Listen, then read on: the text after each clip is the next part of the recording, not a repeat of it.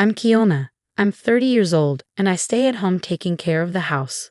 My husband, Aoki, is 6 years older than me, and we've been living with his parents for 2 years. Aoki's parents, Robert and Barbara, are both in their 60s, and they're healthy and full of energy. Barbara, Aoki's mom, really likes going out and having fun. Since I moved in, I've noticed she hardly ever does any chores around the house. Even though she doesn't work outside the home, she doesn't do much inside either. She used to be a stay-at-home mom, but now she leaves most of the housework to me. Sometimes she'll tell me to go have fun while she stays home, but then she'll complain if things aren't done when she comes back. I've been dealing with this situation, trying my best to not get too frustrated. Whenever I try to explain to my mother-in-law that I might not finish everything before she leaves, she brushes it off. She says it's normal to do a lot of chores and criticizes my generation for not being able to handle it, wishing I could be more like Aoki. It's not just the remarks that bother me. Barbara constantly praises Aoki, especially because he works for a big company, which she's really proud of. She often says things like, "Aoki works so hard, but his wife isn't doing well." It's like her favorite phrase, and Aoki doesn't defend me. During dinner, Barbara starts complaining about me, and Aoki just responds with a simple, "Oh really?" showing little interest. When I first met Aoki, I thought he was mature because he was older, but things have changed. It feels like he sees me only as a maid. Even when I'm working late into the night, he doesn't say anything to me. Instead, he tosses laundry at me, aiming for my face, and says, "Here, do this too." I regret marrying someone like him. Since we got married, he's changed a lot. On our first anniversary, he bought a cake but then threw a pie in my face and laughed. You wouldn't think he's a grown man. But there's one bright spot in my life, and that's my father-in-law, Robert. He's really calm and always asks if I need help with anything. He's the only one who treats me kindly in this house. Since I quit my job when I got married, he's the only person I can really talk to. I've grown to love Robert like a real father. But Robert works during the day, so he's not home much. That means I'm often alone with Barbara. When I talk to Robert, Barbara doesn't say anything, but I can tell she doesn't like it, and her attitude towards me has gotten worse. She started accusing me of making eyes at my father-in-law just because Aoki ignores me. She'd say these things when Robert couldn't hear. I tried to defend myself, saying it wasn't true, but she just brushed it off. "Did I touch a nerve?" she'd say, acting like I was overreacting. No matter what I said, she always had a snarky comeback. Our talks never really connected. I talked to Aoki about it, hoping he'd understand it was just Barbara's imagination. But he just laughed it off. "So now you're into older men too," he joked. It was clear nothing would change. I didn't expect him to help with chores or stop Barbara's teasing, but I never thought he'd say something like that. It was a big shock. I started feeling like I didn't belong in that house. One summer day, Barbara mentioned planning a family trip for Aoki's summer break. At first, I thought it was just her usual desire to go out, but then she surprised me by asking if I wanted to come along. I didn't expect to be invited. I thought they would go without me. When I hesitated, Barbara seemed suspicious and asked if I didn't want to go. I felt uneasy about her sudden invitation. What did she want by including me? I was unsure, but I didn't know how she would react if I said no. That night, Aoki asked me again if I was going on the trip. I replied that I was invited. His response was unexpected. He burst out laughing for some reason. "What's so funny?" I asked, feeling uneasy. Aoki just brushed it off, saying it was nothing. On the day of the trip, we set off with Aoki driving. Robert couldn't join us right away due to work, so it was just the three of us in the car. Aoki driving, Barbara in the passenger seat, and me in the back. I couldn't see their faces clearly, which made me even more anxious. Barbara suddenly asked if I had withdrawn some money for the trip. I confirmed that I had taken out a few $100s. She seemed pleased at this, which struck me as odd. After driving for a while, I noticed we had passed the inn we were supposed to stay at. "Did we just pass the inn?" I asked. Aoki replied vaguely, saying there was a tourist spot ahead and we'd check in after seeing it. His smile seemed forced, and I sensed something strange was going on. As we drove away from the inn, the scenery outside turned greener. I let out a quiet sigh, making sure neither Barbara nor Aoki heard me. Eventually, we arrived at a dam. It wasn't very big, and there weren't many people around. Let's get out and stretch our legs, Barbara suggested eagerly. And make sure not to leave anything valuable in the car, Aoki added. I followed their instructions, stepping out of the car. But I noticed Barbara and Aoki hesitating, pretending to be busy inside the car. Once I stepped out and closed the door, I heard the car lock click. Aoki had only left the windows slightly open. Then he burst into laughter. What's going on? Are we staying here for the night? I felt anger bubbling up towards Barbara, but I kept it in check. What do you mean? I asked, trying to keep my cool. You walked right into that one, didn't you? My husband was laughing so hard he was clutching his stomach. My wallet and cell phone were still in the car. Everything had gone according to Barbara and my husband's plan. Have fun out here, Kiona, Barbara sneered. Maybe you can eat some grass and sleep under the stars. My husband, holding my wallet and going through it, closed the window. His laughter died down, and then they drove off, leaving me alone. Well, they're a handful, and it's hot, I muttered to myself. Even though it was scorching hot and I was at risk of dehydration, I surprisingly didn't panic. An hour later. Why are you here? My husband was stunned to see me in the lobby of the inn where we were supposed to stay. Are you a ghost? Did something happen at the dam? He asked, looking bewildered. Barbara looked like she was about to pass out. I considered teasing them by pretending to be a ghost but decided against it. I'm not a ghost and I'm staying here tonight, I told them, showing them the key to my room. I had already left my luggage there. My husband couldn't grasp the situation and started to get agitated. He thought I had taken the key to their room without permission. What are you doing? Give it back, he demanded, trying to grab the key from me roughly. Just then, a man appeared and grabbed my husband's hand. Sir, please refrain from causing a disturbance here, the man said firmly. He was about the same age as Robert, but he had a strong build and was taller, making him seem more dependable than my middle-aged, slightly overweight husband. Who are you? Are you staff here? You can't just interfere with a guest like this. I'll sue you for assault. Barbara yelled at the man who had intervened. I apologize for not introducing myself earlier. I am the owner of this inn, the man replied calmly.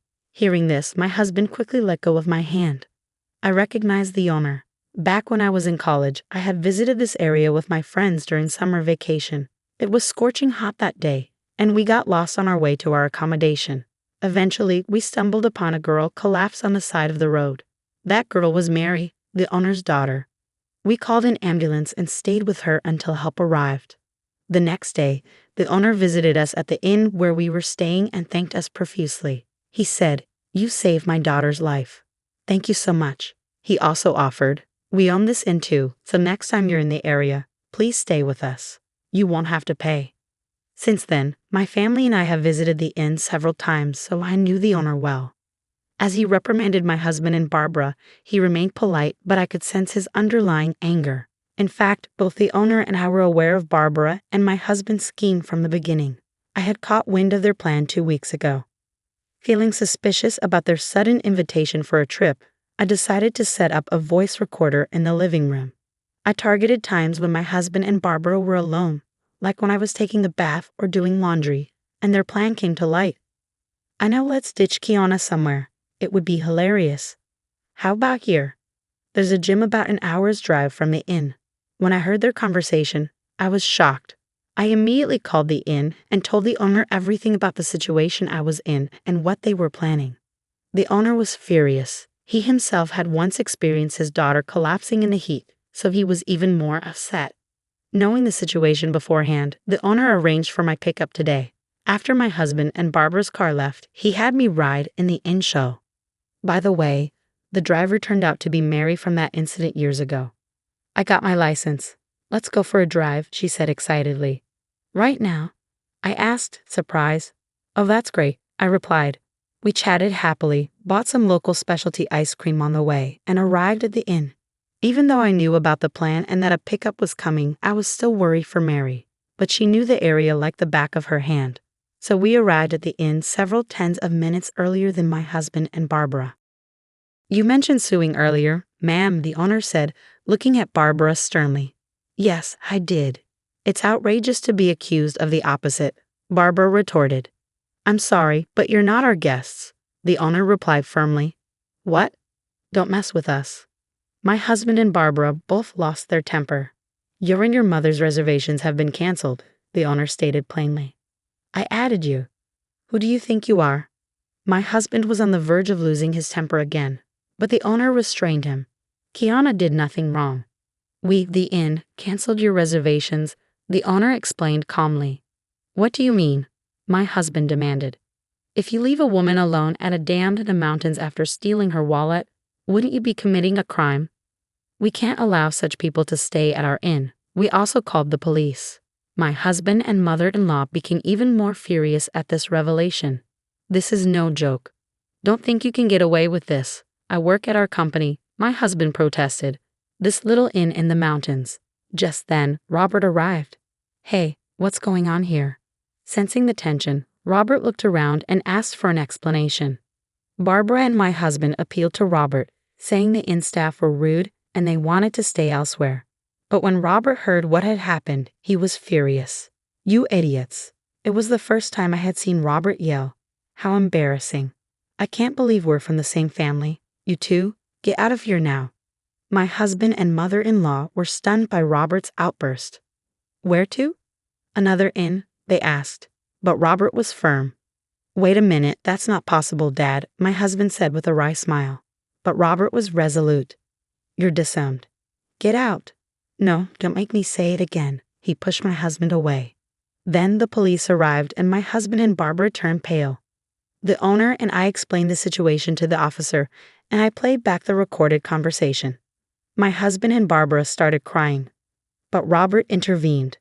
Quiet down. You're disturbing the inn. Officer, please take them away.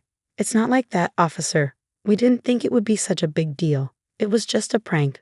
My husband tried to explain, but the officer's expression changed. A prank? Are you serious? Don't you realize that your little joke could have put someone's life at risk, especially your own wife's? They were scolded harshly. Though they weren't arrested due to it being a family matter, Barbara and my husband looked pale throughout the ordeal. This isn't over. Kirana's feelings will determine your future. Understand. With those final words, my husband and Barbara, still pale, went home. Robert seemed apologetic the entire time. He kept saying, I'm really sorry. I can't apologize enough for not noticing the unpleasant experiences you have been having, for the terrible ordeal you went through today. He also deeply apologized to the inn owner, expressing remorse for the trouble they caused. Interestingly, the inn owner is a businessman who runs several other companies and is also a client of the company where Robert works. Without knowing this, my husband had boasted, I work for a big company. I'm relieved I was able to hold my husband and Barbara accountable. But it's also frightening to think what could have happened if I hadn't known about their plan beforehand. I hope being scolded by the police makes them realize the seriousness of their actions. After returning from the inn, I decided to divorce my husband. Naturally, I demanded a significant alimony. I hope they learn from this experience and refrain from hurting anyone else in the future. It's quite a turn of events. Robert and Barbara ended up divorcing as well. Robert severed ties with my ex-husband and kicked him out of the house. Due to the incident, my ex-husband was advised to resign from his job.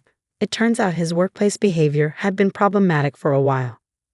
Just as he treated me poorly, he had been harsh to his colleagues and juniors, and the HR department was already considering taking action against him.